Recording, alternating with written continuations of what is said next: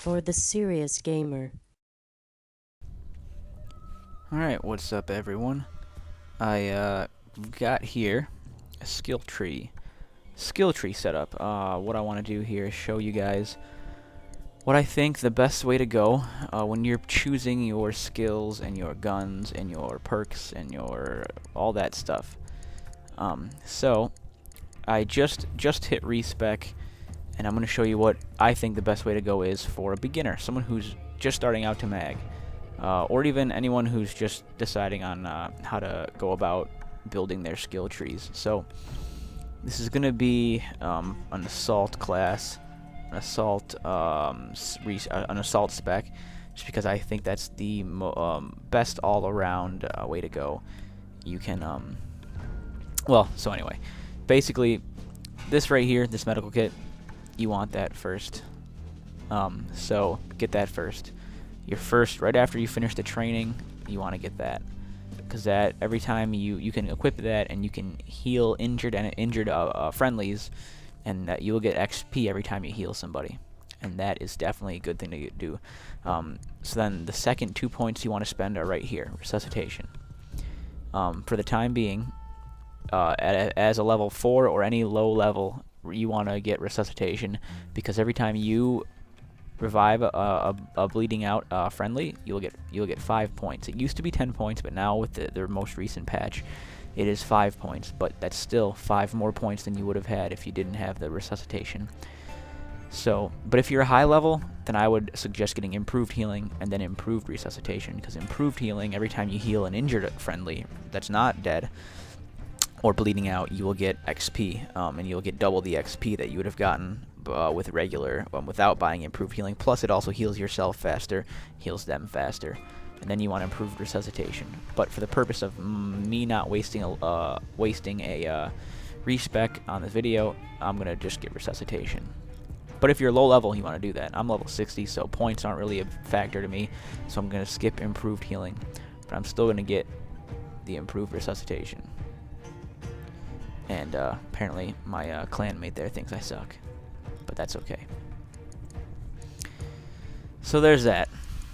Now what I'm gonna do is I'm gonna go up here. So those are the first 4 points. 4 points if you're a beginner, and then that's just, I bought that just to have it. So first 4 points if you're a beginner. The next 4 points should be right here: foregrip and reflex sight for the assault rifle. Foregrip first, reflex sight later. But foregrip gives you a benefit of not having as much recoil. But I am doing this on Valor, which is pretty much, this skill tree is the same pretty much for every PMC, for every faction. But keep in mind, for Raven, if you're on Raven and you plan on using the Tier 2 rifle, the ATAC 2000, you do not need the foregrip, because it comes with a built-in foregrip. So if you're planning on using that rifle, keep that in mind. But I am not on Raven, so I will be needing the foregrip and the reflex sight. Actually, you know what? I probably could have skipped the foregrip since I was going to go for the noob tube, but too late now. And I definitely want the scar, definitely want the improved stability, definitely want, out of these two, if you're only going up the tree and you're only getting the next 2 points to unlock the next tier, I would get the optical sight, just because steady aim only affects the optical sight. It does not affect aim down sights or the reflex. So there's no point in getting it. So might as well just get the optical sight. And who knows, maybe you'll I don't particularly like to use the optical sight, but some people do. And then suppressor. You definitely want the suppressor. I mean, it's a no-brainer. You don't show up on radar when you shoot. I'm probably gonna get the grenade launcher. I'm gonna save it for now, just to see what my skill points are like when I get done here. But that is how I climb the AR tree. But I would say, if you're a low level, I would get this, and I would get this, and then I would stop and go right down to the athleticism. Right here is the improved or increased health, and you definitely want that. At the very least, you want explosive resistance. So I'm gonna go down, and I'm gonna start with this. I'm going to start with this, because shot detection doesn't really get you a whole lot, honestly. Don't even ever worry about advanced paratrooper. I mean, how often are you paratrooping, really? Parachuting. Improved stealth is something you definitely want. It makes it so you don't show up on enemy motion sensors unless you're sprinting. So if you're regular walking, you don't show up. Increased endurance is something you want, but I'm going to save it and not get that quite yet because I want to see how many points I have left at the end. And explosive resistance is something that you absolutely want. I never really get chemical damage resistance because I just use my skill points elsewhere for things like the motion sensor and the noob tube. But if you're not planning on going that route and you plan on just using your gun, definitely get the chemical damage and explosive. And then you want the increased health. I'm not going to get it yet because you don't. I mean, it's definitely amazing to have, but if you're tight on points and you're low level, I would stop here and not get this because explosive resistance there's a world of difference just for things like grenades and such. You know, you just won't do is take as much damage, and that'll let you you know, beef up your weapon a little bit and whatnot. So once those two are done, the next thing you're going to want to do is come down here to personal defense because you want to be able to knife faster and from farther away. So you get the sidearm, plus the pistol is always a great weapon to resort to. The pistols are great in this game. So you got to get those two. Get the refire time.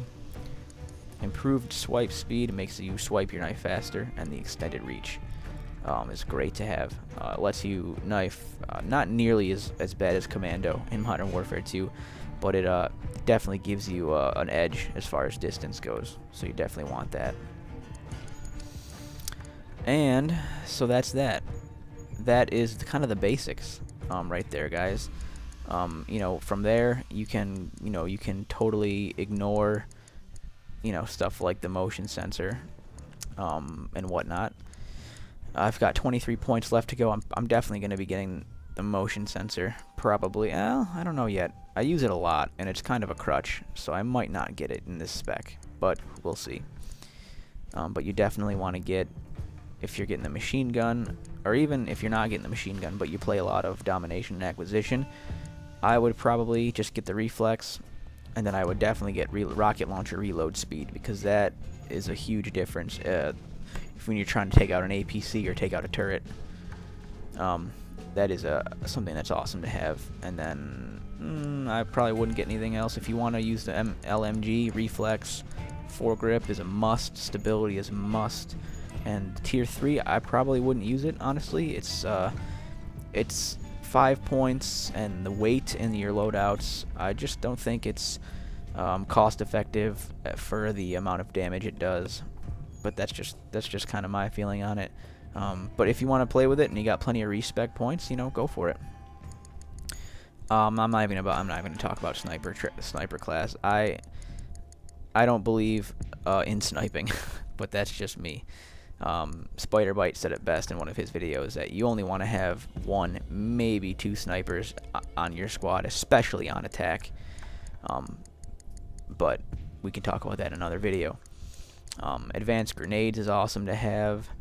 You can throw your grenades farther. The claymores are good to have. When you're you plant them, you can plant them on the bunkers in domination and acquisition, and they'll stop people from sneaking around and trying to plant. Anti-take mines I've never really used. Poison gas grenades I've never used, but they are definitely can be good to have. They can close off entry points, stuff like that. What else? Advanced explosives is really good to have. It lets you plant. It takes less time to plant on assets and bunkers and stuff like that. And then of course the motion sensor basically just throws up red dots anytime an enemy moves on your map, which is awesome. And yeah, guys, that's pretty much it. If you have any specific weapons you want to see me talk about, let me know. Have any specific kind of classes you want to see me talk about, let me know. I probably won't do much on sniping, but if you guys really want to see it, I can do it for you. So yeah, guys, that's my skill tree so far. I'm still deciding how to spend my 23 points, but you've got the basics down. I really wish I didn't buy that foregrip, honestly, because I really would have liked to use those 2 points elsewhere, and since you can't use it with the noob tube. But well, we'll see what happens, guys. In the meantime, thanks for watching. And I hope you guys like it.